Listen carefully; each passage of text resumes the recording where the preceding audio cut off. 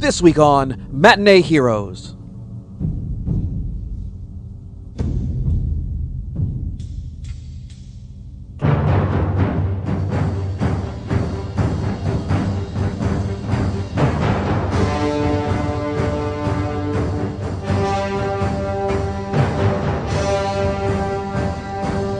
Orphan boy Conan is enslaved after his village is destroyed by the forces of vicious necromancer Thulsa Doom. Once he reaches adulthood, Conan sets off across the prehistoric landscape of the Hyborian Age in search of the man who killed his family and stole his father's sword. Craig and Alan are joined by Everything I Learned from Movies Steve and Izzy as they talk swords and sandals, the allure of Arnold Schwarzenegger, Podcart Fest, and the movie Conan the Barbarian on this week's Matinee Heroes.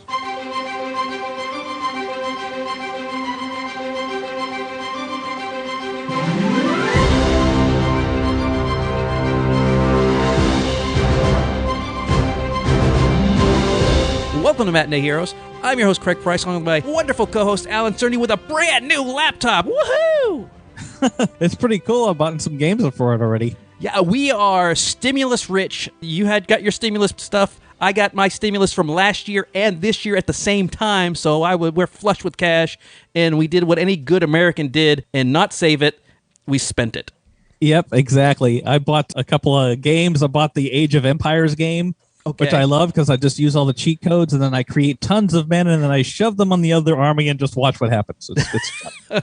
Okay. Considering the movie we're talking about today, it's basically Age of Empires in movie form. Yes, it is. Yes, it is. It's going to be. I've seen this one twice in the last year because we were going to do this one in September and things got out of hand with our schedule. But I watched the commentary instead, which we'll talk about in a moment. But we do have guests. We have multiple guests. And of course, they are together the Voltron of podcasting, Steve and Izzy Stizzy from Everything I Learned from Movies. Stizzy! Hey, everybody! Hey, everybody! How are you guys doing over there? Oh, pretty good. How about yourselves? You guys handling Utah okay in the winter? Of course. Yeah. I mean, less snow than we were expecting this winter, but... Yeah, the ski resorts barely even opened around us. Yeah. Less snow, more disease. That's all. Well, yeah. Of course. Oh, yeah. And if you look it up, Utah's handling it wonderfully. And if by wonderfully, you mean awful. So we don't leave the sarcasm. Yeah. Yeah. Well, we don't leave the house so much. We both got vitamin D deficiencies. Yeah. Oh. Yeah, and you guys were not necessarily the Ricardo Montalbans of podcasting either. You were not the golden browns. You were some pasty white people like myself. What that you're talking about, Craig? Yeah. We're albinos. So what's been going on over there at Everything I Learned from Movies? You guys have been doing a lot of cool stuff, I hear. Yeah, actually, 2021, we're doing the Year of the Character. Woo! So every month is a theme is a character, where there's been like at least 6 movies. Like, let's see, we've done Robin Hood, we've done Hercules, The Devil, and going into April, we're going to talk about Jesus movies. Oh, yeah. boy. Well, you All have right. to do devil movies. You have to do Jesus movies. Yeah, you got to get fair representation. So. Yeah, absolutely. Yeah, the greatest fictional character of all time, Jesus Christ. Exactly. You see, Craig gets it. Yeah. Rock me, sexy Jesus. Coming up on April 10th, we're having Podcart Fest, which is a nice little virtual festival for podcasters and artists. Since most festivals have been canceled worldwide and stuff, we want to get the art out there, and we got a nice little live stream. We're going to be having a Q&A session with, I don't know if you guys are familiar with comedians Dana Gould and Janet Varney. Oh, Jesus Christ. You heard them? Or director Brian Trenchard Smith, he's going to be there too. Yeah. Oh, cool. He's a good guy. You'll have fun with him. So I have a question real quick. Is this something that you guys are putting on, or is this something you're a part of? We're are handling it all. I will be the MC for the entire 8 hours or so. That is awesome. Dana Gould will not return my emails. I have emailed him a couple times with your help. I haven't even gotten a go fuck yourself. He's a personal friend of the podcast. I know. I was so excited because Janet Varney is a sweetheart too, and so to have both of them on, that is super excited for both of you. That's going to be great. So that's April 10th. The is it Podcart? Yeah, Podcart Fest. Yeah, podcast art Podcart. Okay, yeah. It makes it sound like you're selling it out of a back of a Chevy Gremlin or whatever they are. Exactly. It's easier than Podcart Fest or something like that. But you can follow us at Podcart Fest. That's PODCARTFEST on Twitter, Facebook, and Instagram for more details as we get closer. So if you're going to have Brian Trenchard Smith on, then obviously you're going to be talking about stunt rock. Oh, absolutely. Stunt it's Rock. Gonna come up. We interviewed him before and just kind of breezed over Stunt Rock, but now we're looking to, after buying the Man from Hong Kong Blu-ray, which I highly recommend everybody gets because it comes with Stunt Rock and like 5 other movies as well as commentary tracks and a lot of great stuff. Check it out. And he's got a new book he's going to be pimping on Podcart Fest. So yeah, April 10th.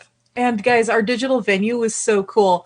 There's a live stream. Oh, and by the way, it's free for anyone who wants to attend. So come visit for free. But there'll be a live stream going at the top of the page, like the whole time. But then the individual artists and podcasters will have like live chats that you can go in and have like a private chat room with them and find out about the products, about the podcasts, find out how the sausage is made. Yeah. Nice. That is great. I'm super excited for you guys. That's going to be a lot of fun to listen to. Stunt Rock is the greatest trailer ever made. If you've seen the trailer, it is the greatest trailer ever made. Hands down. It's so much better than the movie. I can't even tell you. It is amazing. I dig the movie too. So but that'll be fun. That's going to be a fun one. Yeah, it's definitely a unique movie. Yeah, absolutely. I bought the CD of the band. I have it around here somewhere. Oh, little sorcery. Awesome. April for us is Arnold April, and we're kicking it off with you guys. We're going to talk about Conan the Barbarian. We're kind of doing it in order of his career. In the whole oeuvre of Schwarzenegger, what is your favorite Schwarzenegger movie? We'll start with Izzy. Izzy, what's your favorite Arnold movie? Real quick sidetrack. So since you guys are doing his career starting from the beginning, did we miss Hercules in New York? We're not doing all his movies. Yeah. There are some movies that are a little bit of a chore to get through. Yeah. Besides, it's officially Arnold Strong anyway. They're starting with Cactus Jack / the villain. Oh, they're starting with we didn't get to be on the villain? I know. Oh no, we didn't do the villain. Musical. This is the first one of April. This is it. This is the one. Oh, okay. This is we're starting off with his earliest success. We're doing Pumping Iron as our Patreon, so we're going to do that later on. We've got Kindergarten Cop coming out. Total Recall's coming out. Cop. That's what I said. Kindergarten Cock is a different movie. And we're going to wrap it up with Maggie at the end of the month. But yeah, we're starting off with old school. So which one is your favorite? Oh, that is just like so hard. I love them all. I absolutely love Total Recall, but I'm not going to lie. Probably one of my favorite holiday movies is Jingle All the Way because that's the reality of Christmas. It's just a big commercialized mess. And that movie embodies it heart and soul, whether it wanted to or not. And Jake Lloyd showing that he can act a little bit. A little bit. He was redeeming himself from the Phantom Menace. So, Steve, which is your favorite? Because I'm scared to find out. Yeah, I know. I'm trying to think, like, obviously Terminator 2's up there, True Lies. I really like Last Action Hero. I'm that guy. I think it was actually a little ahead of its time with just kind of being self-demeaning in a way with action movies. And, they've been a big thing for the decade before, but... Self-deprecating and hilarious. Yeah. And, of course, since this is the first one, Alan, of all the Schwarzenegger movies, which one's your favorite? The one we're doing is definitely up there, but I think if I have to pick one, it would probably be Predator. Sure. I think Predator is my favorite. I think Arnold legit really has done some good acting moments in that movie. I think the action is strong. I think the story is strong. I think he has a genuine challenge for the first time in his career in that movie. I love that movie. It's great directed. John McTiernan, right before Die Hard. You get Predator and Die Hard, two of the greatest action movies ever made back to back. As a director, that's got to feel good to have those in your roster. I think it's an amazing film still, and I love it. And we've done it on the podcast before, and it was a lot of fun when we did that one too. Yeah, that one was our first live episode at Comic Palooza with Ming Chen. So you can go to matineeheroes.com. See, I'm doing this because Steve's here. You can go to matineeheroes.com and go to the archives and look up Predator. It was great fun. Craig's finally learning. Well, I only do it when there's actually something to do. I don't just constantly do it. So Steve, when's your birthday? Well, at everything I learned from movies, we celebrate my birthday. We don't do that. See pictures of my birthday party.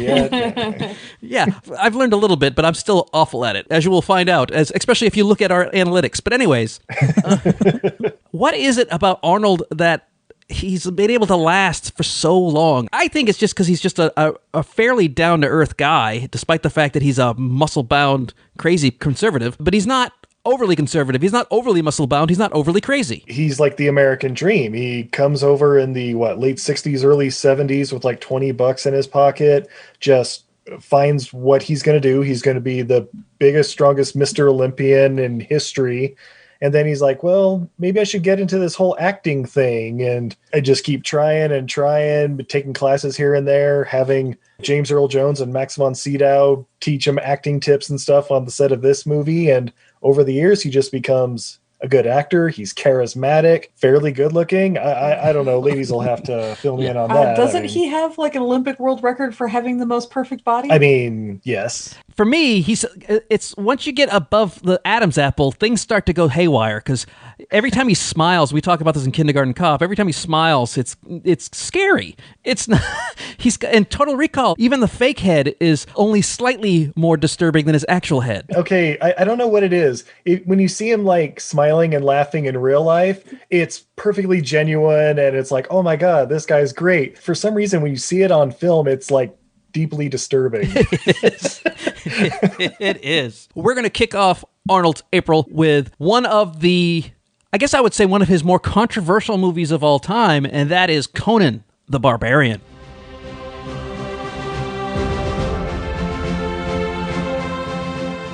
Hey everyone, just a reminder that you can follow us on social media at Matinee Heroes everywhere. Sign up for the weekly newsletter at matineeheroes.com, and you can also follow us on Facebook to see all the goings-on during the week as you wait for new episodes. We also love feedback, questions, and requests, so you can email us at matineeheroes@gmail.com, and be sure to subscribe to the podcast on Apple, Spotify, or wherever you like to listen.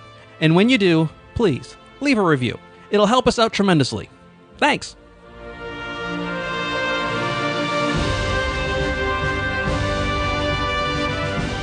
Before we even start, if you have not listened to the director's commentary on this movie, stop what you're doing, go listen to it now, because that is the craziest shit I've heard in a long, long time. Oh, John Greatest Milius? commentary ever. Yes. Oh my God, I have to listen to that because he is crazy. God bless him. He makes some manly movies. Yeah, you really got to do yourself a favor and listen to that commentary. So it's basically John Milius and Arnold Schwarzenegger in a room. John Milius is talking about the movie. And then Arnold cuts in and goes, oh, this is the part when I have sex with the witch. Or, oh, this is the part when I push the wheel of fate. Oh, this is the part when I talk to James Earl Jones. I don't think he understands the concept of what a commentary is, which is to talk about the movie and not tell us what part of the movie we're watching. You're not telling a bedtime story of the movie that we're watching. He's doing the visual commentary for the blind. Yeah, it really sounds like that. Yes, him talking about the camel and him talking about having sex with everybody. Those are the two things that are worth it. Yeah, I'll have to check that out. And of course, Milius' accent is just as weird as Arnold's, so it's really like dropping yourself over the Eastern Bloc. And you stumble into a cafe and you hear these two movie guys talking about something. Yeah, Milius he's just a character on his own. The films that he's done over the years I love him as a filmmaker. He's this crazy, wild, conservative guy who was also a surfer, and he has a habit of rebelling against anything. If there's something going on, he's going to be against it, but that's just his nature. Now, he had a stroke a few years back, and he can't really talk anymore. He's a really interesting character, and he's made some really great movies. This is probably my favorite of his films. I would agree with that. I mean, like, Wind in the Lion's pretty good because it's Sean Connery as a Bedouin prince or something like that. Yeah. And I mean, Red Dawn, of course, legend. Spectacular. But yeah. Which we also did here at matineeheroes.com. And I have a deep, abiding love for Conan the Barbarian. Anybody who knows the characters from an author named Robert E. Howard. And Robert E. Howard came up with a lot of other writers at the time, like H.P. Lovecraft and a lot of pulp writers. And Robert E. Howard writes like he's saying it out loud. And the best way I can describe it was when he's talking about Conan in one of his stories, you could feel the intensity in it. And like, there's this one movie called The Whole Wide World, which is about Robert E. Howard, and he's played by Vincent D'Onofrio in the movie. You should check it out if you ever get a chance. But there's a sequence where he's thinking up about a boxing story. And as he's thinking the boxing story, what he's doing is walking down the street, and he starts saying the story out loud in his mind. And it's just this raging pulp action sequence that he's talking about, and it's just intense. And the movie, while not directly based on a Robert E. Howard story, is very much in the spirit of his work. So much so that the whole Crom speech, which is one of my favorite Arnold Schwarzenegger moments ever, that feels directly out of a Robert E. Howard story. I have a real special affinity for this movie for a lot of ways, because in 1982, I was getting into D&D. Yes, a lot of people were. And there was a whole spree of movies that were coming out, including one that came out the same year as Conan, just a couple months later, called The Beastmaster. Yeah. And by the way, there's a new 4K Blu-ray of that, which is amazing. I didn't think a made-for-cable movie would look that great, but it looks incredible. All these movies started coming out, these sword and sorcery movies, because they were cheap to make. All you had to do is go into a desert, put a sword and a thong on somebody, and just watch them swing around. There you go. You're good. You got a sword and sorcery movie. Yeah, because you could go to Spain, you could go to Yugoslavia, you could go to all these countries that are cheap to make. So you didn't have to be Southern California hills and paying all these American prices. This is one of the few things where you didn't need sets. If you did, they were yurts and huts, and they didn't have to look good. It's like a perfect situation. It's almost like a horror movie, where the horror movie, if you make it dark enough and bloody enough, you can get away with a cheap budget. Yeah, and you just cast somebody in a bikini, you cast somebody else in a thong, and then you cast character actors as the bad guys and let the character actors do all the exposition, and there you go. You know? We have seen many, because I like you, Alan, have an affinity for the sword and sorcery movies. We have an affinity. We have seen at least 3 Deathstalkers recently. We have seen Hawk the Slayer, Atok the Fighting Eagle, Red Sonja right after watching this. I could go on. Phoenix, the Barbarians with the twins. Another one, I forget the name, but it has the twin blondes. And it's... Oh, yeah, Sorcerer. Oh, yeah, Sorcerer. Sword and Sorcerer is really good, though. I do like that one a lot. This is the king of the sword and sorcery movies, in my humble opinion. Definitely. We were watching this, and then, like Steve said, we immediately had to go get Red Sonja because we couldn't stop ourselves. It's like eating a whole pizza. It was just going to happen. And that's happened this week. The guilt that you just flashed back to me for, I appreciate. Yeah, so see, you get it. I definitely get it. We're talking about how, Conan, the acting is better than it needed to be for this kind of movie. The costumes are better than they needed to be for this movie.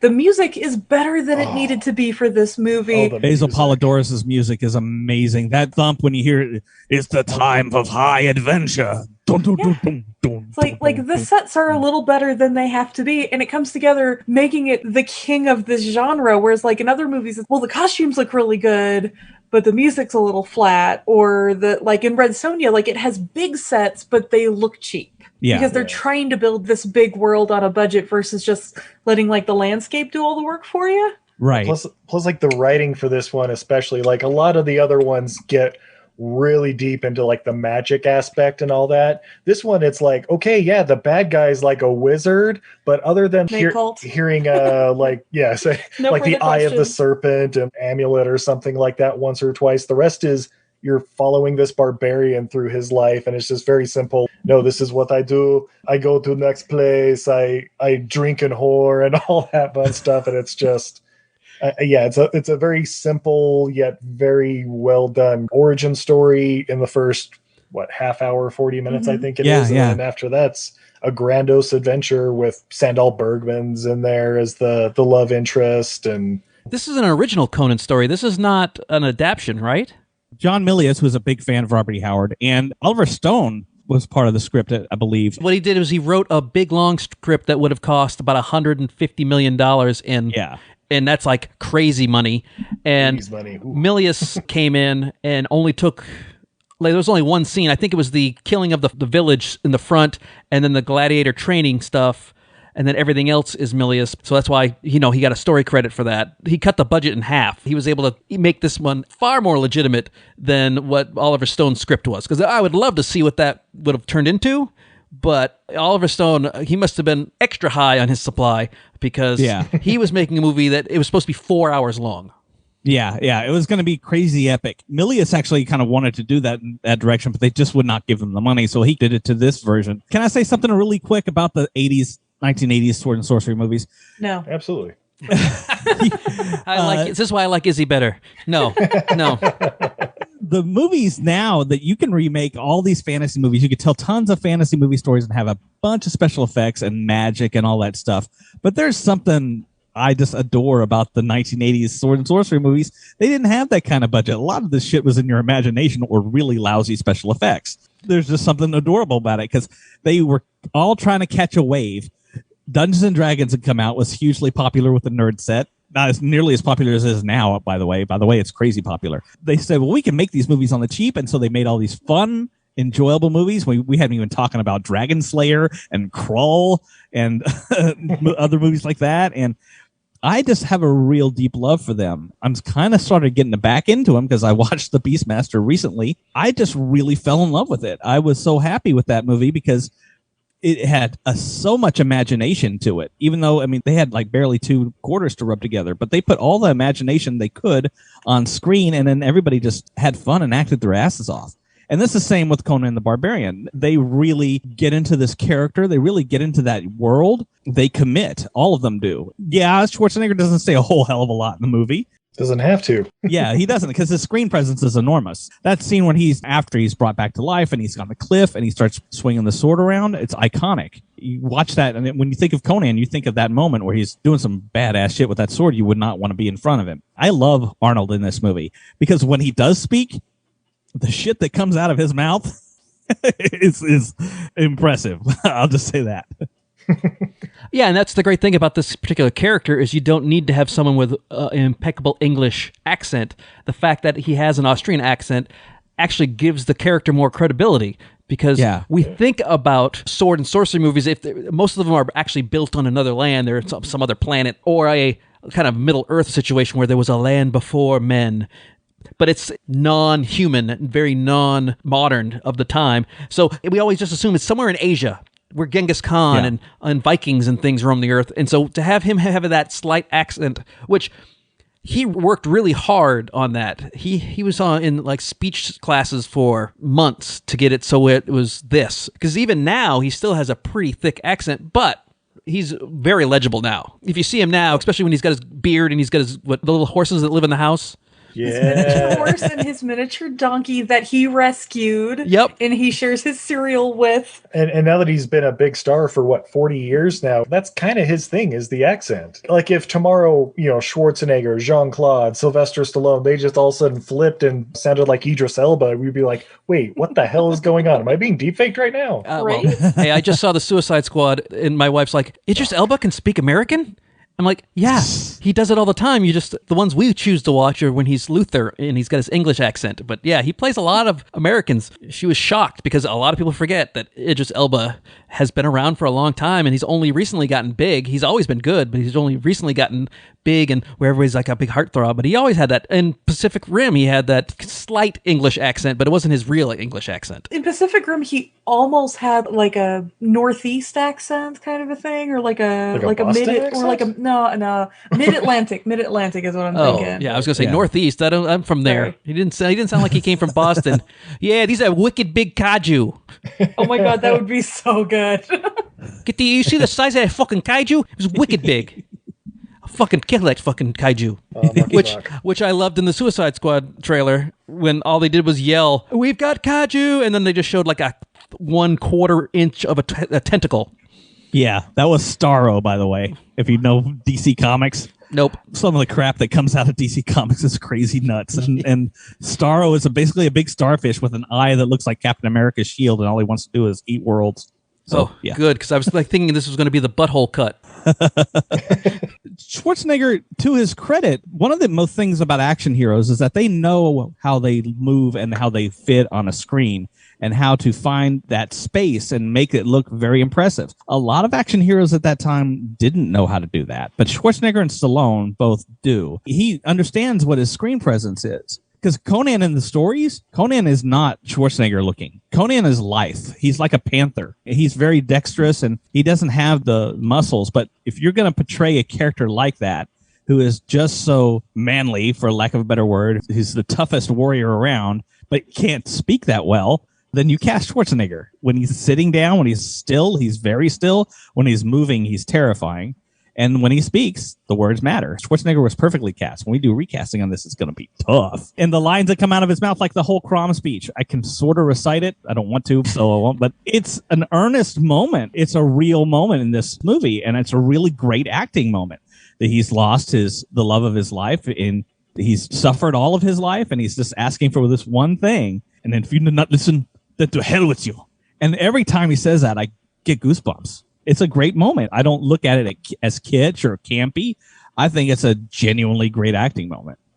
Absolutely. Well, he did have Max von Sydow and, I guess, lifelong friend James Earl Jones. They became really good friends after this. He would help James Earl Jones lose weight, and he would help Arnold with his lines, and they kept in touch well during their careers, which is a sweet thing. That's what I always like to hear. I always love to hear when people that I really like James Earl Jones, like Arnold Schwarzenegger, who you wouldn't think would have anything in common besides they were hired on a movie together, end up being buddies. Yeah. Because it's the same thing with Arnold and Michael Ironside. Yeah. They are lifelong friends because when he found out Michael Ironside's sister was sick during Total Recall, he came in, they called her on the phone, he talked about what foods she should eat and what exercises she could do because she's going to be tired because of the chemo and all this stuff. He didn't need to do any of that, but I just think that Arnold is really just a genuinely nice person, regardless of what you think about his politics. And I think he's like an old school conservative where he's just fiscally responsible, but his social thing is much more modern than anybody else. Yeah, he's lived in California. I mean, California. He smokes weed and pumping iron. Yeah. He governed a state that he can't even say. That's talent.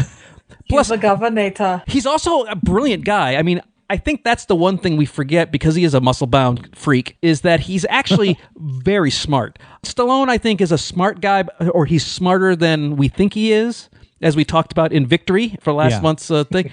But he's not really smart. Like, I think Arnold is like above average, really smart, a good businessman, has thoughts on all kinds of topics, can keep more than one thought in his head at a time. He's really smart, and I don't think he gets enough credit for that. Yeah, a lot of action stars that way. Dolph Lundgren, a mechanical engineer or whatever. An actual rocket scientist. Yeah. Let's talk about the story a little bit. They start off, and this, from what I understand, is actually more of Kull the Conqueror's origin story than it is Conan's. Yeah, Thulsa Doom is a character in Robert E. Howard books. They kind of stick a lot of Robert E. Howard stories into a blender and put them for this movie. The opening sequence, which doesn't hardly have any dialogue in it, it's just that score and the horses and action sequences. It's one of Milius's best scenes that he's ever done. It's great. I love the introduction of Thulsa Doom. Just that brutality of it when, you think he's going to spare his mother, and then you don't even see the head. It just kind of it's off to the side, and then you see the hand kind of loosen and fall to the side as he's kind of mesmerized by this guy. It's amazing. It's some of the best filmmaking is in this movie. There's no need for dialogue because there's really no explanation that's worth it anyways. You don't need to give anything because this guy's just coming in to kill people. He's just murdering this village for no real reason, we find out later on. He's just flexing.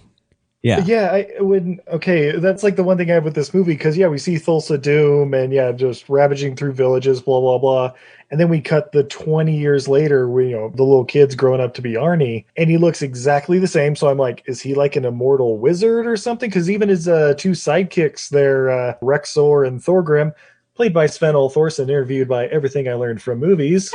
Check it out. But they're like exactly the same. Like they haven't aged a day.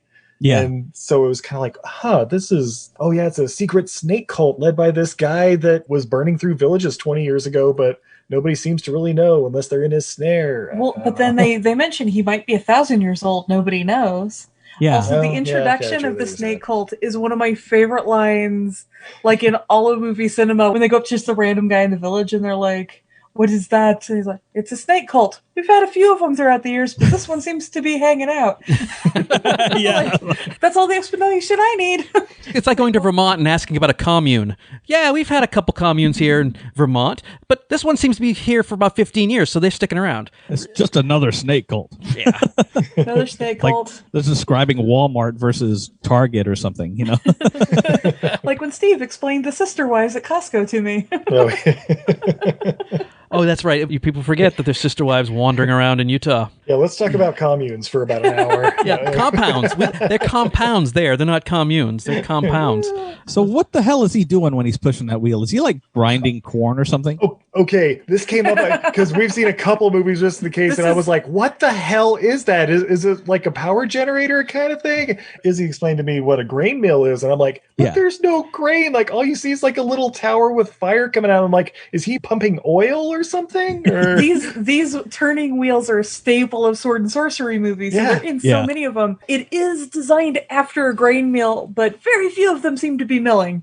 But it is the Wheel of Pain, and it is a large grain mill powered by slaves. So it is a grain mill, but also it's a punishment, and it's a way of keeping your slaves in shape, I guess, because that's the only reason. If they didn't put him on the Wheel of Pain, he would have been just a flabby kid like the rest of us. But because they put him on this high-end physical regime, he ends up being Conan. Yeah. So they kind of working against themselves by making everybody work this Wheel of Pain. Yeah, have him work out all day, eating quinoa and kale that he mills, and I don't know. Yeah, no, it's like a hot walker for horses. When they get too much energy or you need to cool them down, you hook them up to the big wheel and let them walk in circles. And they do put him out to stud there for every once in a while, you know. Exactly. When he's not in the WWF. Oh, yeah. Oh, God. Those fight scenes are underground cage fights. So apparently this mill, all the people that they kidnapped would work the mill. But apparently they weren't replenishing their kidnapping. So I guess he stopped. The cult became closed off for some reason. And they had enough mouths to feed. They just needed enough guys. They needed to figure out their grain to labor ratio. Well, then the people started dying off by himself. Yeah, that's what I'm saying. The other slaves died off over the 20 years, and he was the last one. Yeah. So they weren't or they got relocated to other mills. Yes, because he was so strong he could push it himself. So they were able to relocate their workers to other divisions. Oh, it's an efficiency thing. That's what happens when you're too good at work. They load you up with more work, and then when they don't rehire or get you help. We've all been there, right, Alan? You know this. Yeah, I'm sure he didn't have major medical or anything, but if you can work 6 days, then they're going to make you work 6 days. They're not going to make you work 6 days so they can get you somebody so they can work 5 days. They're like, no, Alan can work 6 days, so let's keep him at it until he dies. Yeah, just one day they went to him. They said, "Hey, Conan, Craig, and Alan, they're not feeling well. We're gonna give them a desk job. Can you push this alone? Don't worry, we'll get you some more help later. So next round of kidnappings, we'll get you some kids. We're gonna relocate them to the brothels." And, it's more like Craig died of dysentery, and Alan was eaten by wolves because he wasn't paying attention when he was using the restroom. So can you just cover for us for a little bit until we get somebody? There he is by himself pushing the Wheel of Pain. I want to do it the Wheel of Fortune style. Wheel of Pain. Dun, dun, dun, dun, dun, dun, dun. I would like to buy a vowel. I want to bring up something about this movie that I've always thought about over the years. This movie really hates hippies. Oh, yeah. Well, that's Milius. Yeah. Oh, yeah, John Milius. And he's a hippie. Totally. He's about as hippie as anybody. Milius is a surfer guy. He was in the 60s. He experienced all that shit. Nah, he's more of a Bodie from Point Break kind of. He's a gun-toting kind of free love kind of guy. He's, he lived those moments, but at the same time, it's like, well, eventually you all got to get jobs, right? You know that. Eventually you all have to go to work. When they didn't, and they just kept hanging out on Haight-Ashbury in San Francisco, he would just get jobs. And if you can't get a job, then I'll just send a guy to kill all of you. I don't know. It's kind of an odd cult as well, because aren't they kind of cannibalistic as well? Yeah. Because wasn't there a finger bowl, like a literal finger bowl? There's a big bowl of guacamole with human legs in it and shit. Yeah, that's right. It's like Green Steve soup in there. Their heads and hands and green peas. And they're sitting there stirring this big bowl of whatever it is in there, but they're all having an orgy, and I'm going, save the energy you're going to want to eat later. Guys, it's Soylent Green, because it's people. It's people! Conan is kind of wandering the earth looking for doom. He meets up with a witch. He does. There's the whole sex scene in there because he's shenanigans ensue. Yeah, one of the weirdest sex scenes in cinema history. The faces that Arnold makes kill me every time. Or the woman too. The whole situation is like, hey, I need to know where this Thulsa Doom guy is. I could tell you if you plow me. Okay, booga booga. Then halfway through, she's about to come, and she's like, "Oh, if you head east, you'll find it. Ah, now I'm a snake." And now I toss him into the fire, and she comes out as I don't know, a witchy ghost, and flies off into whatever to come back for the sequel. It's incredible. Well, I have to say, this was both of their first sex scenes ever. Yeah, you could tell. For a long time, when I was a kid, I thought that was Cher.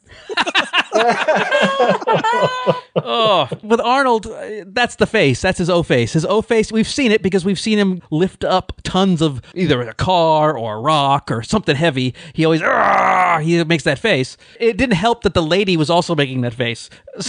Because it was ooh, two ugly O faces at the same time. That is not what we should be recording for posterity.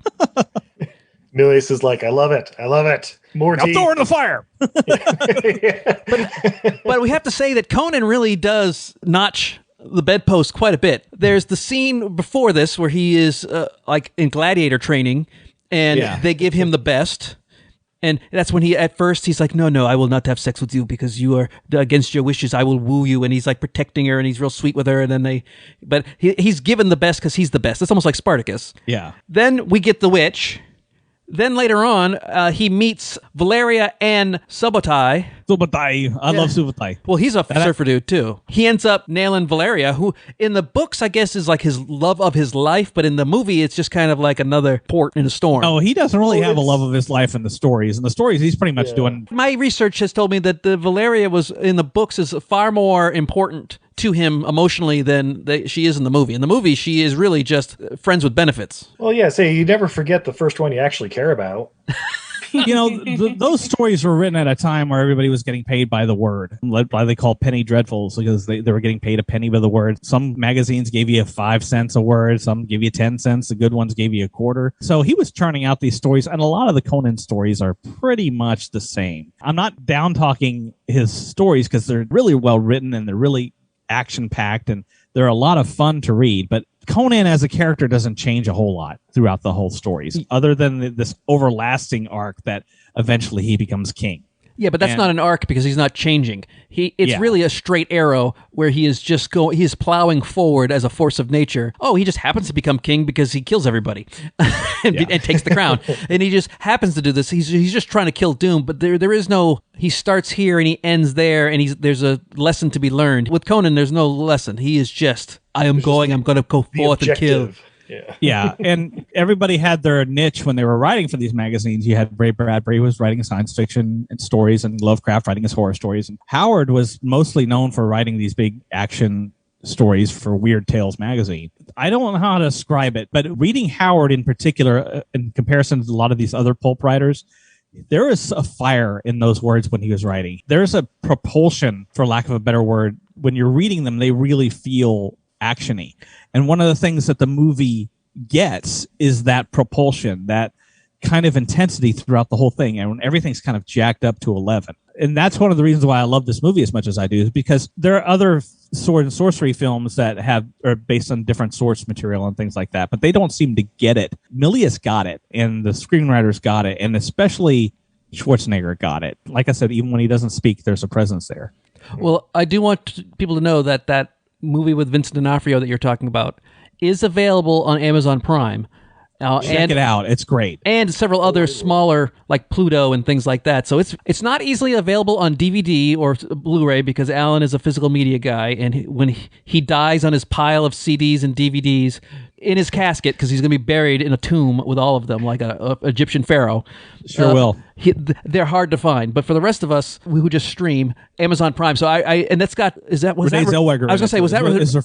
It's her first film. Yeah, I saw the picture of it. It's a little baby Renee Zellweger. It's great, and it's really, really close to him. Robert Howard died tragically when he found out his mother was dying of cancer. He killed himself. Before or after she died? If I remember, it was after she had died. Oh, good, because I would hate to go, my mother finds out, I've got cancer. Oh, I'm going to kill myself. Now she's got to deal with my death and cancer. And D'Onofrio is amazing in that movie. It is one of his best roles. If you ever get a chance to see it, you should watch it. And yes, I do collect physical media, and when I do die, it will be buried with me, and I'm going to have traps because y'all won't be able to get my movies. I have a feeling your tomb is going to look like the E.T. dump in Arizona. For the it's E.T. going to look video like game. a big-ass Blockbuster video, except if you walk down the wrong hallway, knives come out and stuff.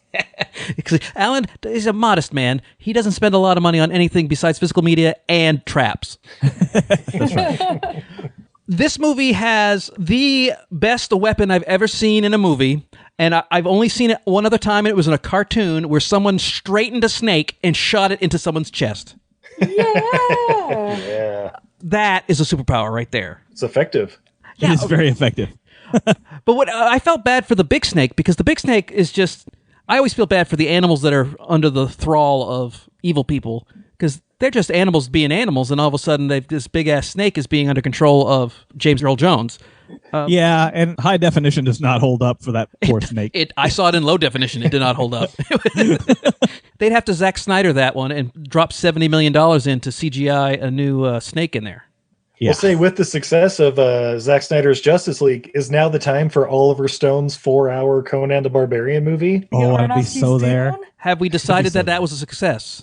I don't know if that's a success yet. Definitely a lot of people talking. Yeah, but if I'm HBO, I don't know if I got $70 million worth of subscribers. Probably not, but Gorilla versus Kong's probably getting... Gorilla versus Kong. Yeah. Godzilla versus Kong. Yeah, whatever. That's going to get you some subscribers, I'm sure. The porn version, Gorilla versus Dong, is coming out right after this. It's Godzilla versus Kong. That's going to be... That came out last week. I'm going to the IMAX to see it because I'm vaccinated and I want to see it on IMAX. Yep. There's a big scene which is reminiscent of American Werewolf in London without the special effects budget, where he turns into kind of a puppet, odd-looking Komodo dragon snake. Yeah. So he turns into a giant snake. So here's the thing. So earlier in the movie, Conan murders like a giant man-eating snake. Right. And then James Earl Jones turns into a giant man-eating snake and disappears into a hole. Is the giant man-eating snake that was killed earlier another priest? That's a good question. Could have been his wife, and now it's vengeance. Right? Yeah, could have been. That's true. Now they both have a vengeance arc. The metaphor isn't very far off of James Earl Jones watching all these people have sex in front of him, and he just turns into a giant snake and then leaves. Yeah. And of course, the metaphor continues. The giant snake goes into the hole, and then it's not subtle. and then at the very end, Conan comes in as the Moil and chops off the head. Yeah. So he just snips the tip. He circumcises the snake. Yeah. You know, James Earl Jones has a moment in this movie where when I remember seeing it as a kid, I thought it was incredibly unfair. Where he's talking after all this mayhem has happened, after Valeria's been killed, and Conan goes up there to do the deed to kill him, and he can't quite do it. And then, James Earl Jones has that speech where he grabs him on the shoulder and he looks at him in his face and he says, "My son." Yeah. And it sounded like Darth Vader when he said that. And I'm going, shit, how can you have Conan and Luke Skywalker as your kids? That's just not right. It's James Earl Jones. He's spreading his seed all across the galaxy, my friend. It's like, wait, is he really his son? No, that can't be right. Did Conan the Barbarian take place a long, long time ago in a galaxy far, far away? Mayhaps. Possibly. For the seas drank Atlantis. Yeah, a long time ago. Yeah. Well, let's go into some recasting. For Conan the Barbarian, here are some names that do not work, but they considered. So they were thinking of Charles Bronson. Oh, boy. Oh, early 80s Charles Bronson, too. No, late 70s. This ain't over. Death Wish 4 kind of Charles Bronson. Lamentation of Women. Yeah, Charles Bronson. Sylvester Stallone.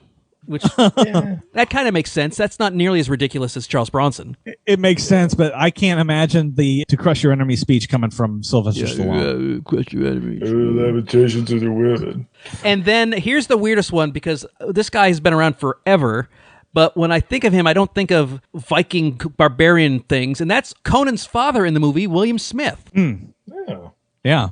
Because he's a blonde-haired, mustachioed, very 70s kind of guy. He looks very 70s. He's been in a lot of movies. He was in Every Which, not Every Which Way But Loose, but the sequel, Any Which Way You Can. He's in The Red Dawn. He's been in a lot of films. He's in movies with Burt Reynolds. He's been around forever. Yeah. And from what I understand, this guy is amazing. His private life is crazy. Yeah. He was a Russian intercept interrogator during the Korean War. He flew secret missions, has both CIA and NSA clearance. This guy is no one to fuck around with. And here he is just, beating up people and avoiding orangutans with Clint Eastwood. Yeah. His private life is far more interesting than his professional career as an actor. It's just amazing. So if you ever have time, not only look into his Wikipedia page, but there's some things written about him. He's just amazing. I don't think he would have been a good Conan. No. I think they liked him enough, or I think he was promised it before there was some production swapping and things like that they gave him the father role to kind of make peace. And they needed a name. Schwarzenegger wasn't quite a name in 1982, but people knew who he was. Yeah, but the reason they have the name, and we'll talk about them later, but that's why they got James Earl Jones and Max von Sydow. Yeah. They needed some legitimate actors in there, otherwise nobody would watch it. By putting those two in there, at least people are going, well, it can't be all bad. I mean, it was a modest budget film, but it's still big enough, and it was released by a major studio. It had legit credibility. Yeah. 1982 is like one of the greatest movie summers of all time. And this is the one that led it off, because this was one of the first released that summer. When it hit pretty big. That kind of set the summer off. And Universal, Milius is a respected director. It's not like they spent a ton of money on this movie, but they put enough into it. They really needed somebody that could have a legit presence. They were kind of looking for the Christopher Reeve, like Superman. They were kind of looking for an actor who had okay acting skills. It isn't a whole lot to ask to play Conan, even though Schwarzenegger does the best he can with it, and he does really well. But they wanted somebody that had legit presence and was going to be a star. They were looking for a star maker. Well, it was made for $20 million, which would be about $54 million today, which is nothing. Well, that's still a lot of movie money for that. I understand that, but I'm just saying. Hey, Craig, can I borrow $54 million? Are you going to make a movie with it? It's nothing at all. Yeah, I'll make a movie with $54 million. I can make a hell of an action movie with $54 million. Nick Cage will star in my movie. Yeah. Then what are you going to do with the other $4 million? Obviously, special effects. Duh. It's going to be my dinner with Nicolas Cage. What do you mean? But it made $79 million, which is $215 million today. So it was very successful. It was split down the middle as far as criticism.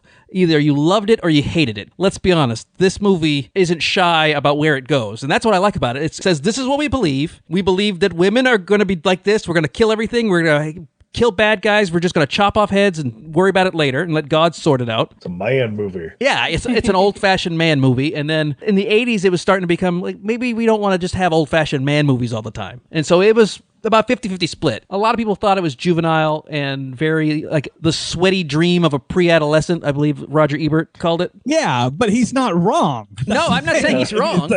He's not wrong, and that's what's great about it. It actually commits to the cause on that. I was a sweaty adolescent when this movie came out, and hell yeah, it was in my wheelhouse. Well, that's the funny thing is that every single negative review was someone's positive reason. So when someone said, "Oh, this sucks because A, B, and C," people were like, I loved it because of A, B, and C. So it was a very divisive movie. It's the Fast and Furious of its day. Yeah. Kind of. He's not wrong. It kind of is. Jeez. There's a lot of lofty ambitions when it comes to making these kind of movies, but sometimes it's direct, and you can appreciate how direct it is. The one thing I will say, so this is a guy named Walcott who wrote for Texas Monthly. He said, these themes appeal to 98-pound weaklings who want to kick sand into bullies' faces. And that's what this is. This is a perfect thing for nerds to go, oh man, I'm going to take some steroids and I'm going to enact revenge on all these people. And it's fun. It's great. I'm not saying that's a bad thing.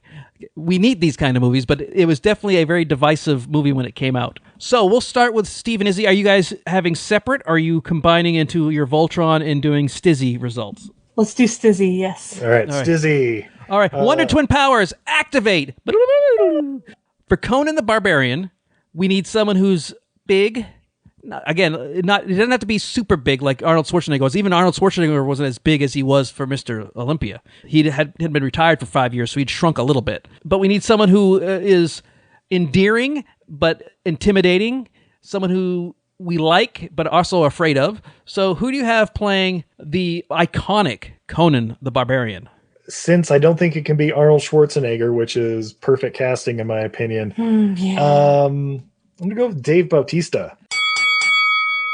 Winner, chicken dinner. That's who I had. Because who else is there? He's got the mass and the size and intimidation just without even talking. Yet he also has acting ability, like we've seen, with Guardians of the Galaxy a little bit with the humor and all. And then like Blade Runner 2049 and his one or two scenes there. And I'd like to say Jason Momoa, like they did in the 2011 remake. Right, but they already recast that movie was okay, but it wasn't great by any means. How was he as Conan, though? I mean, he's okay. How is he as Aquaman? He's okay. How is he as Khal Drogo? He's okay. Oh, he was good. No, I thought he was good as Khal Drogo, but Him as Khal Drogo is basically what he should have been in the Conan reboot, but I don't know. They had him talk a lot more, and that's not good. Yeah, because Aquaman. God.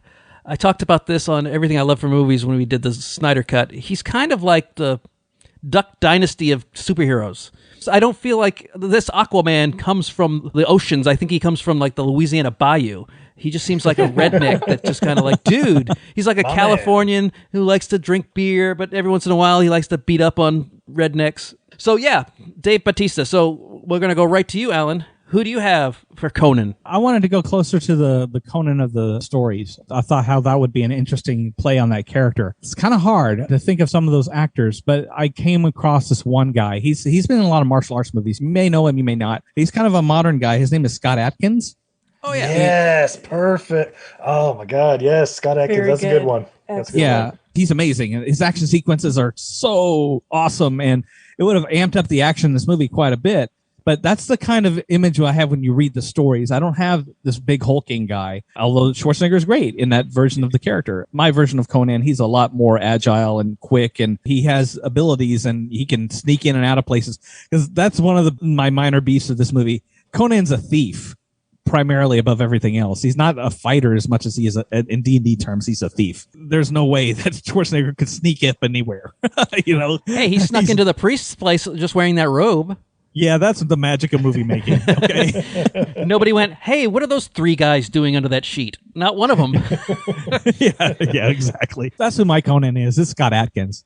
Now, I always get him confused just when I see the name with Scott Adsit, the improv comic actor from 30 Rock. 30 Rock, yeah.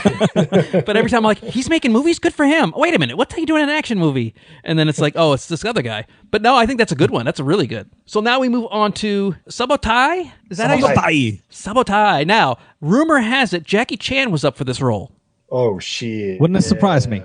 Because this is Cannonball Run, Jackie Chan coming to America, introducing himself to a wider audience, Jackie Chan, 82, yeah. So this would be right at that time. So that would make perfect sense for him. I think that's a missed opportunity. I hope it wasn't Jackie Chan who turned that down. I think Milius just cast one of his surfer buddies. I think he did too. Yeah, Jerry Lopez was Sabotai. So who do you have playing Sabotai, which I just got to say it that way because otherwise I can't figure it out. He was very laid back because you could tell he was a surfer. This guy was not acting. Yeah, but he's got one of my favorite lines in the whole movie. He is Conan, Cimmerian. He don't cry, so I cry for him. Yeah. I love that part. He don't cry. I cry for him. So who do you have playing Conan's buddy? God, Jackie Chan might actually be better than mine. I was thinking Jason Scott Lee. Dragon Bruce Lee story and Disney's The Jungle Book there in the 90s. Yeah. And I thought he'd be pretty good, but yeah, I may have to switch it for Jackie Chan. Yeah, Jackie Chan, like I said, I'm really disappointed once I found that out because that would have been a huge thing. Arnold Schwarzenegger and Jackie Chan launching their careers together in America would have been amazing. But then we wouldn't have gotten all the Jackie Chan Hong Kong things, maybe. Yeah, maybe, yeah. Who knows what could have happened in the 13 years between Conan the Barbarian and Rumble in the Bronx. Right. Alan, who do you have for Sabotai? I have Joe Taslim. If you don't know who Joe Taslim is, go to YouTube right now and type in Raid 2 Kitchen Fight. You may know him in a few weeks as he is playing either he's Scorpion or Sub-Zero in the new Mortal Kombat. I believe he's Scorpion, yeah. Yeah, he is definitely in the new Mortal Kombat, which we hope is still going to come out on time. It will. Joe Taslim was the first actor in production as Bai Han, the first Sub-Zero. Yep. He's in another movie called The Night Comes For Us, which is on Netflix. It is one of the most brutal action films you'll have ever seen. He was also in The Raid and The Raid 2. He's complete kick-assosity. I don't know another word to put it. He's amazing.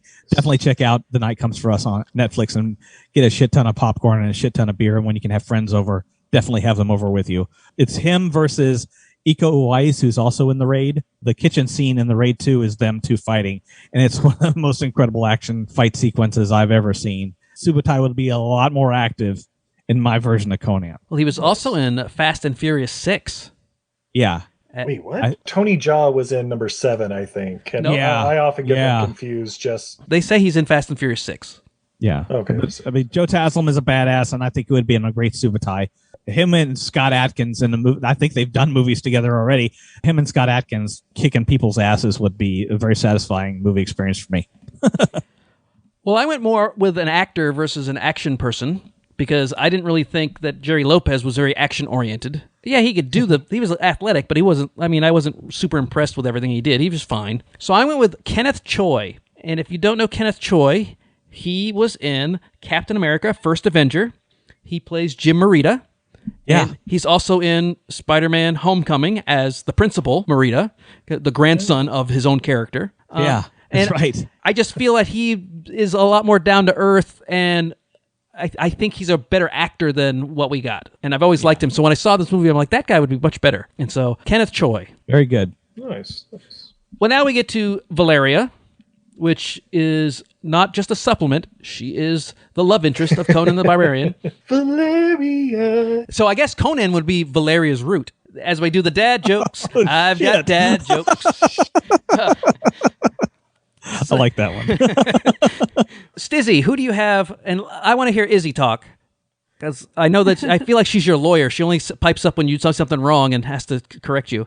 And make sure that you don't get sued. So, well, because Steve is the expert on this movie. This is why he's like taking lead on this. I didn't own this movie as a kid. I didn't really have any friends who owned this movie as a kid.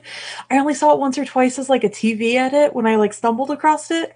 Steve grew up with this movie. Steve can like quote this movie. Steve lives this movie. Steve reenacts this movie in his office when he's on like Skype calls with the bosses. No. Does he oil up and walk around with a sword? Oh, you know it. I figured. So one's enemies. See them swim before you. Hear the lamentations of their women. That's right. Steve, you're on a Zoom call. Oh. So, Stizzy, who do you have playing Valeria? For Valeria, we went with Cameron Diaz. Oh, okay. Interesting. The original Sonya Blade before she backed out. Or something happened. She like broke her wrist or something, and then Bridget Wilson stepped in. I don't remember exactly what happened, but yeah, Cameron Diaz like, yeah, that'll work. Are you saying Cameron Diaz was supposed to be the original Red Sonja? Sonya Blade in Mortal Kombat. Oh, okay. There you go. I was like, what the hell is... Did I say Red Sonja? Sorry, I meant Sonya Blade. But yeah. No, you probably said it right, but since I didn't know what you were talking about, and we're talking about sword movies, I figured this is what we were talking about, Red Sonja. So no. Yes, 7-year-old Cameron Diaz is the original. That's why I was shocked. I'm like, wow. But it was the 80s, and they did a lot of horrible things to kids. All right. I've not seen her do much action, and when she is, she's not doing it. She's doing it ironically. Charlie's Angels? Ironically. Yeah, probably. That's all I got. Because even the movie she did with Tom Cruise, she was kind of like the second banana, but there was still action going on. It's just that she was the... Yeah, she wasn't the secret agent or whatever. Yeah. I forget the premise of the Night and Day, but... Alan, who do you have playing Valeria? You know, I cast this actress once before in another movie, and we had a guest. It was Adam Marcus, and he kind of hacked on me for casting this person because he didn't think she was a very good actress. But I don't give a shit. I watched enough cable in the 80s to know that Cynthia Rothrock. Yeah. Well, okay. Then you must have loved when she was cast as Sharon Stone's replacement in Total Recall by Devin Pike. Cool. Yeah, and she would have been, she'd kicked ass. She kicks ass in the movies she's in now. So not lately, but she's a little older now. But still, she was great. I watched enough cable to appreciate her skill and other things. So when I was 12 years old. And other things. Okay. She could do that, especially in this kind of movie. This is not Shakespeare. This is Conan the Barbarian. So having her in there, I could definitely see it. I went with Game of Thrones actress Brienne of Tarth, Gwendolyn Christie. Whoever you have as Conan is going to have to wrestle Conan in the intimate scenes. And I'm not into the Armie Hammer, Alicia Vikander, the 7-foot guy and the 4-foot girl. It's weird and creepy, and I know it's a big thing in Texas. It's just weird. Love the man. Plus, he'd eat her. If it was Armie Hammer, he'd eat her. Yeah, well, that's at the end. So he'd be part of the snake cult if Armie Hammer was in this movie. Maybe we could put him as Doom at this, but yeah. He plays Fennel Thorson's part. Yeah, Thorgrim with the hammer. Yeah. I think she is pretty. I think she's got the right size to go against Conan, so she's like an equal. I think that'd be a much more interesting matchup than having some lithe, skinny little... I could have gone with my favorite, but I'm not going to, so I'm not even mention her name. I know. I thought for sure you were going to. No, I think of it. That's the first thing I do, and then I suppress that, and I was about to put a pin in the wall right here and say, okay, you're done with this actress forever. I've only cast her once probably in the last year. I just mention her a lot. Are we talking about Natalie Wood? Or? Yeah, Natalie Wood is wonderful. She would have been great if she hadn't been drowned a year later. I was thinking Grace Jones would be a good Valeria, but she would be. She would be a really good Valeria. Well, she was in the next movie. Yeah, exactly. Yeah. Also, you had to find someone who was tall enough. You just gotta find. That's Will why Chamberlain. Well, that's why they had to do their own stunts mostly because they couldn't find realistic body doubles to do them. She and the original actress Sandal Bergman and Arnold had to do most of their own stunts, which is why Arnold's got a bad back and a bunch of other injuries. And yeah, Sandal Bergman was a professional dancer. She was amazing. She could do a lot of the stuff that they asked her to do pretty much in this movie. Yeah, but she was also tall. Yeah. And they couldn't find anybody to replace her physically. So yeah. Well, now we move on to Thulsa Doom. When I tell you this one, Sean Connery was considered for Thulsa Doom. Nice. He had worked with Milius on Wind and the Lion, so it makes sense. Well, that's why he was probably considered. I can't see 82 Connery as Thulsa Doom. You know what they say never again, am I right? I could see weak, boy. Fresh is stronger. Yeah. I can do 92 Sean Connery, but I don't know 82 Sean Connery. Thulsa Doom, played by James Earl Jones. Who do you have who can turn into a large snake? Oh, I mean, come on, it's Idris Elba. All day, every day. Yeah, I was thinking really hard about that for my recast, but yeah, I have somebody else, but Idris Elba would be great. Of course he would be. So, Alan, who do you have then? Because Idris Elba would be great. I think he'd be maybe too charismatic. Because good? Yeah, because James Earl Jones has a weird look to him in this, especially with the hair pulled back into a ponytail. Every time I see him, he looks fake. His long, super straight Rick James kind of hair. Yeah, it's a little weird. But then his face looks fake because of it. Well, now picture Idris Elba. And are you saying he may be too charismatic to be a cult leader there, Craig? Yeah, well, let's look back in history at all the cult leaders. Jim Jones. Oh, what a handsome man Jim Jones was. Charles Manson. What a handsome man he was. Let's be honest. Charisma. Yeah, it's definitely. You know what? Craig doesn't get it. We're talking, yes, but we're talking about handsome. We're not talking about charisma. It's all in the eyes, man. There's something freaky going on behind the eyes, and it compels people to follow them. I know the difference between charisma and handsome. So there's difference. All right. Alan, who do you have as Thulsa Doom? I have Sterling K. Brown. Yeah. Oh, there you go. There's an intensity to that actor. And you're going to be a cult leader like this. And you just like that one scene in the beginning of the movie where he's just staring at Conan's mom. And then she basically submits to her own death. Right? It takes a real stare to do that.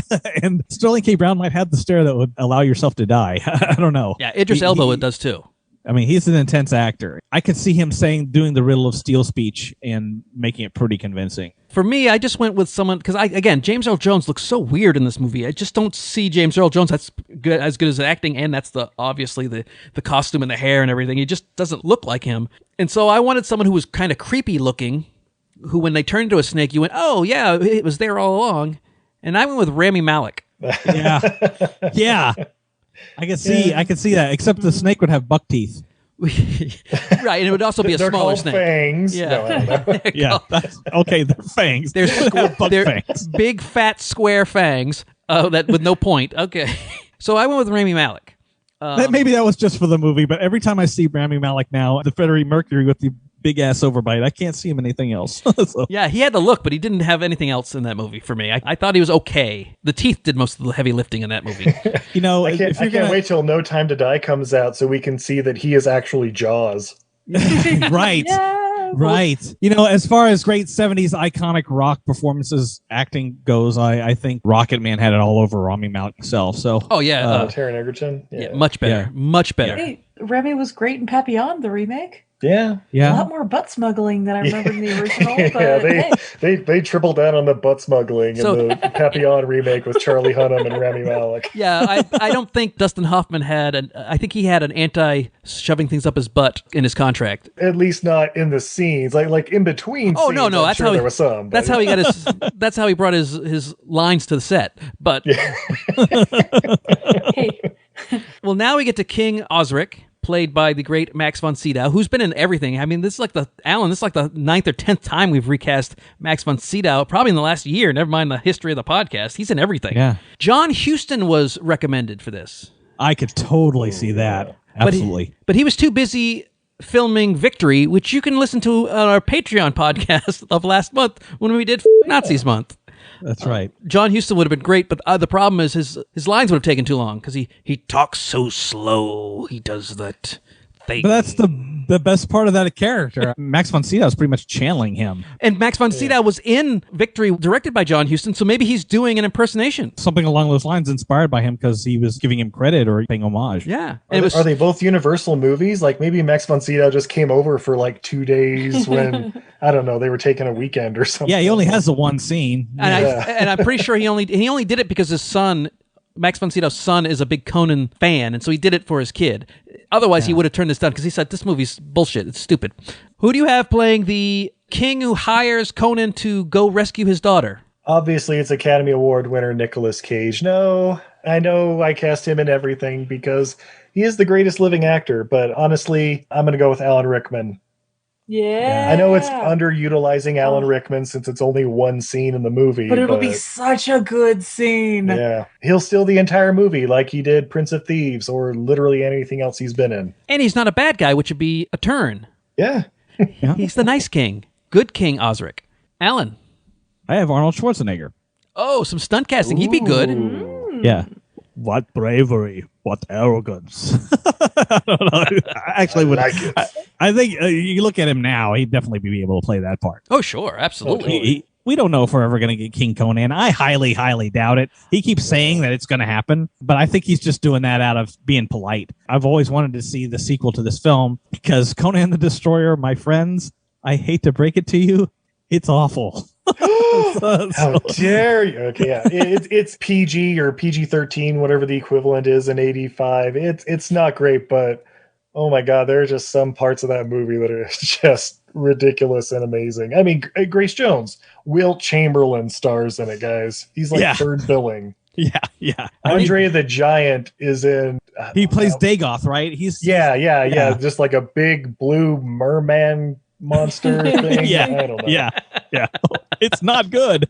I mean, I haven't seen it in a few years. Maybe I should revisit it, but it wasn't good when I saw it when I was a kid, and it's not good now. And we watched it for Sissified Sequel September about a year and a half ago. I went with someone that I feel would be a good king. I wanted someone with some gravitas, someone who, you put his picture on the poster and people are going to come in and see it. He's not a superstar actor, but he's an A-list actor, and that's Viggo Mortensen. Yeah. I don't think a lot of people know his name, but they do know the guy from Lord of the Rings. If I show you a picture of him, they're like, "Oh, he's great. I love him." But if I said Viggo Mortensen, my mom wouldn't know who he is. But if I showed her a picture of him, she'd, "Oh yeah, he's handsome. I saw him in that Elf movie." Like King Aragorn. The Best Devil. Yeah, the Best Devil. Oh yeah. Oh, that movie's so good. Yeah. I love you more than Jesus. I thought you were going to say cheese, but because I hadn't seen the movie. Prophecy is really good. I don't think you'd like it, Craig, but it's good. Wait. The Prophecy or Prophecy? Because those are two very different movies. The Prophecy, not the one with the mutant bear. Narman Asante is an Indian. Both great movies for completely different reasons. Yeah. All right, we're going to do a versus and make Craig watch both of them. Speaking of two movies, we're going to do our double feature right now. This can be any movie you want. It could be a Arnold Schwarzenegger movie. It could be a sword and sandal movie. It could be a John Milius movie. It could be whatever you want it to be. Whatever you think would be a good double feature with Conan the Barbarian. So, Steve, Izzy, Stizzy, did you ever get to do those live events over there at Broovies? Still pending. Okay. I believe the theater is under new management, so we'll see how that all goes. Plus, when and if they we will reopen. reapply once Utah figures its shit out. Well, I figured COVID had screwed you up for the last year, but I remember a while ago you were doing some live podcasts there. But we're going to give you Broovies. You're going to play Conan the Barbarian and what? I don't know if my wife agrees with me, but I really like The Scorpion King, starring Dwayne "The Rock" Johnson and Michael Clark Duncan and Kelly Hu and Kelly Hu. Kelly Hu. Kelly Yeah, Hu? I could totally see these two movies together. Obviously, that's more like PG-13, and it's a big dumb action movie, which I like, from the makers of The Mummy, quote unquote.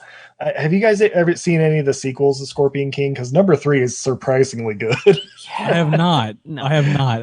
We have all 5 putting it of off. them It's been on the DVD. list. Yeah, I barely watched The Scorpion King, and all I remember is when he turned into a scorpion or a half scorpion man or whatever the thing. The CGI that was The Mummy Returns, where That was he The does Mummy that. Returns, yeah. Oh, the CGI was so bad. It was so bad. It was pure Nintendo Yeah, 64. It was great. Yeah, but Scorpion King has, I'm going to say it right now, absolutely nothing to do with the Mummy franchise. Yeah. True. But it's basically a Conan reboot, but In they the desert. named it something else. Yeah.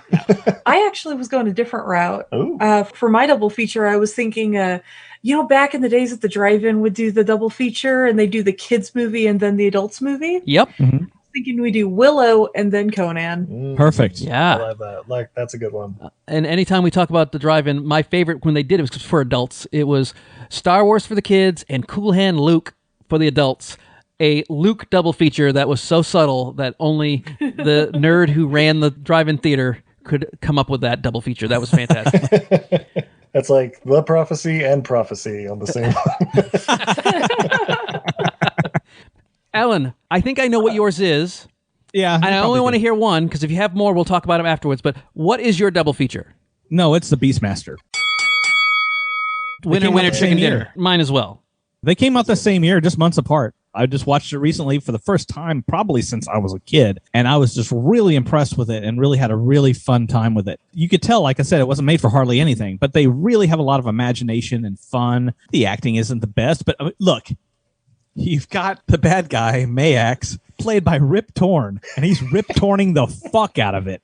Okay, it's just great. You got John Amos as his friend, and he's great. Mark Singer, what can you say about Mark Singer? He looks physically very fit in this movie. You have Tanya Roberts, who recently passed away. I love that's the only thing you can say about Mark Singer. He looks physically fit in this movie. Let's move on to Tanya. That's exactly right. It's a hell of a lot of fun. If you haven't seen it in a long time, do yourself a favor and watch it. And you'll be impressed because they don't have a lot of money, but they really cared about what they were making. And the animals are adorable. I was going to say, how do the ferrets hold up? The ferrets are great. The little chase sequence with them and this leather-bound clad gimp-looking monster, it's actually pretty well done. There's so much S&M in this fucking movie. At least in the outfits. Well, you mentioned Rip Torn. No cow was spared in the wardrobe. It's a lot of fun. It's really well made. And you know, the final battle, which is all shot in the dark and it's all smoke, and they probably had a total of 3 warriors fighting, but you couldn't tell because the fog machines were working overtime. And I'm watching the sequence and I'm going, wow, Game of Thrones ripped this movie off. Because that last it's the fight, Battle of Blackwater. Yeah, you can't see shit. They're trying to hide the lack of budget, and they do it so much better in this movie. Actually, it's great. Beastmaster all the way. I 100% agree, and I just know that movie, even though is an 80s kind of goofy movie, I mean, it still plays. It's one of those fun, dumb movies, like Conan is. Conan's kind of a fun, dumb movie for adults. Beastmaster is kind of a dumb, fun movie for kids because it's got the animals in it, even though it's all S&M stuff. But the 80s was a lot more lenient on what people wore. Especially Tanya Roberts. Yeah, absolutely. Steve, Izzy, Stizzy, what are your final thoughts? This movie is fantastic. It is, in my opinion, one of the pinnacles of sword and sorcery. Having just watched Red Sonja immediately after, I can tell you that movie, it was okay.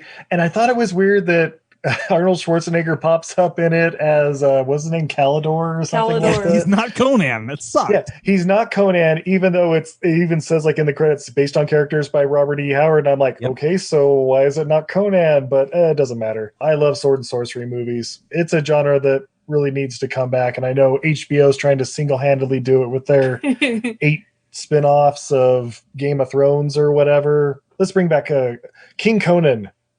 Hashtag King Conan. I agree wholeheartedly. This movie is great. I love this genre. I will watch all the terrible ones, and this is like the best of the best. Well, as long as Arnold doesn't have any money issues, I don't think we'll see King Conan. But the moment he screws up and spends too much money on GameStop stock and goes in the toilet, I think King Conan will show up if there's a money issue. Let's root for that divorce. Yeah, maybe he'll bring his good buddy Nicolas Cage on for a role. Snap. Alan, any final thoughts? I'm going to bounce off what they said. I really would love this genre to come back. And I would love this genre to come back in a specific way. I don't think they should give these movies a lot of money. I think that the imagination is the fun of it. Having all these special effects and, giant battles and everything kind of takes away from the charm of it. It gives it an epic scope, yes, but it kind of takes away from the imagination of it. When we were kids, that guy turned into a real snake. It felt like it to me anyway when I was 12 years old. And the ideas of them sneaking into the tower was like so D&D to me. It's like, oh man, he must have rolled a 20 when he hit that guy. It's like, there's so much joy and the fun, especially the fun ones. And there's a lot of fun ones. Sword and the Sorcerer is an underappreciated gem. Krull is a lot of fun. Deathstalker, the outfits look good. His hair is magnificent in the first one. Hawk the Slayer's rubbish, or whatever he said in Spaced. There's some crazy fun movies out there. If you're a hunter from the future, nobody said that one. There you go. Oh yeah. And the best part is most of them are on Amazon Prime streaming for free right now. yeah, get in there. The sword and sorcery genre from the 80s is great. You give them a chance. If you appreciate what they're trying to do with the lack of budget they didn't have to do it in, they really are a joy to watch, and I adore them. You're right. This is the pinnacle. This is the best. Well, I feel like a lot of the sword and sandal things kind of made their segue to television in the 90s and the 2000s with Xena Warrior Princess and Hercules and things like that. So in my mind, I feel like there's plenty of television shows that did this, not necessarily movies. There are plenty of movies because I just looked up a whole list of, there was Hercules with the Rock Johnson, and even 300 is kind of a sword and sandal kind of movie. Let me pause you for a second. Let me talk about one movie that came out a couple years afterwards. Lou Ferrigno tried to drop in on the Schwarzenegger craze with Conan by being in a movie called Hercules. Oh my God, please see that movie. Good old 83 and Hercules Unchained, the sequel or whatever it was. That movie made me realize there's not enough bear throwing in some Exactly. I was about to go there. I was waiting. Oh, yes. Oh, the bear. Alan, since you know Scott Adkins and love him, have you seen Legend of Hercules that also came out 2014? No, I haven't seen that one. I need to see it. Scott Adkins is the bad guy, the evil king in that movie. He almost steals the show. Well, it's from Kellen Lutz, so take that what you will. I forget which one that is, but but yeah, he's the bad guy in it, and it is. I mean, it's a horrible movie, but he is fantastic in it. It's gonna go down. I'll watch that. Yeah, it's better than we thought it was going to be, but we had really low expectations. Oh, and directed by Rennie Harlan. So there you go. Oh, yeah, there you go. Somebody gave him a stack of cocaine. There you go. Yeah. Well, my final thought is to thank Steve and Izzy for everything I learned from movies. EILF Movies on Twitter, Facebook, and Instagram. And you can find us at Age of Radio or your favorite podcatchers under Everything I Learned from Movies. Talk about bad to questionable movies. We have incredible celebrity interviews. Yeah, we just have a lot of fun. Our audience on a regular basis. From time to time, yes. So one of these days, somebody's going to take me up on fighting them, and I don't know what I'm going to do. And let's not forget, a week from today, April 10th, will be Podcart. Podcart Fest, yes, at PODCARTFEST. It's going to be so much fun. And Dana Gould, Janet Varney, and Brian Trenchard Smith will be there, along with dozens of incredible artists. Yeah, and guys, Mother's Day is coming, so now's the time to start looking for some cool one-of-a-kind gifts. There you go. Well, Alan and I will be recording in the afternoon on that day, and hopefully you will mention me to Dana Gould, because we'd love to have him on the show. He can pick any Planet of the Apes movie he wants, or any movie he wants at all. Absolutely. Dana is amazing. Janet Varney's as well. So, always pump new guests, because those two are amazing people. They're funny. I'm looking forward. Are they just going to be talking to you guys? Do they have a thing set? What's going on? Yeah, it's going to be a Q&A, so you can ask them questions as you would like. I mean, obviously, they both have storied careers. They kind of came together with Stand Against Evil, a show that was on far too short, even though it was 3 seasons on IFC. You guys, go find that show. It's amazing. It's every horror movie trope in the funniest Twin Peaks sort of style environment. And you have John C. McGinley, previous guest of Everything I Learned from Movies, and so young but yet still old in Point Break. It's true. It's true. He's like 27 years old, but yet he's supposed to be the head of the department. Anyways, my 2 questions for them will be, 1, will you be on my podcast? No. My second question, can you ask Janet if she'll be on my podcast? And she'll be like, I'm right here next to him. You can just ask me. Oh, no. Craig, I don't feel worthy. Craig, I will give you an insider tip. Dana Gould also loves Carnival of Souls. There you go. Yeah. Oh, yeah. I don't know if you love that one so much, Craig. I do know, because I listen to Dana Gould's podcast. I'm well aware of Carnival of Souls. It's the Mark Singer of movies for me. So it's like, yes, it looks good. It's a movie. Mark Singer, he looks fit. So it's a French absurdist horror brought to America for the first time and shot on the salt plains of Utah. Yeah, it's an incredible movie. It's one of the horror films. It's one of the first really kind of modern horror films. It's a trip. Well, we really appreciate you having you on. Good luck with Podcart Fest. We're super excited for you, and of course, we will see you soon on the Cast Off. Yeah, thanks for having us, guys. Thank you.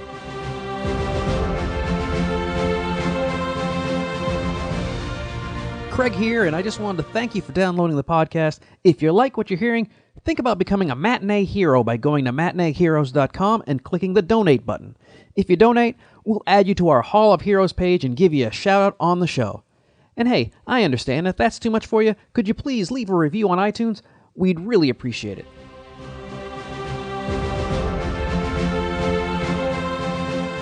Next week on Matinee Heroes. Arrest that woman!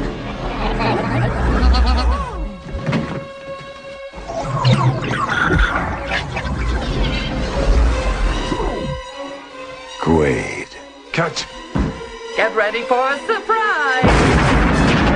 We can't let him run around. He knows too much. They've got your bug. I get a lock. There! And the bug's in your skull. Take this thing out of the case and stick it up your nose. Don't worry, it's self-guiding. Got him. I lost him.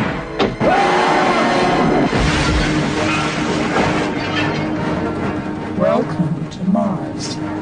You got a lot of nerve showing your face around here. Look who's talking.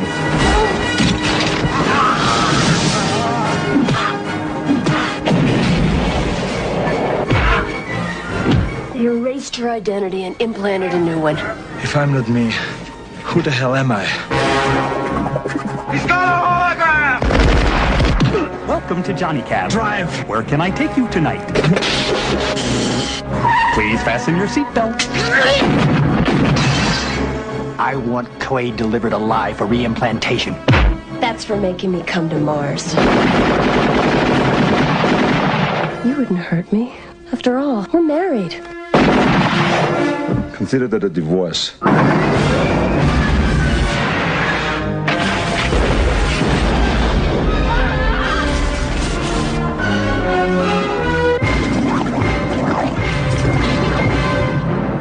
We hope you enjoyed the ride.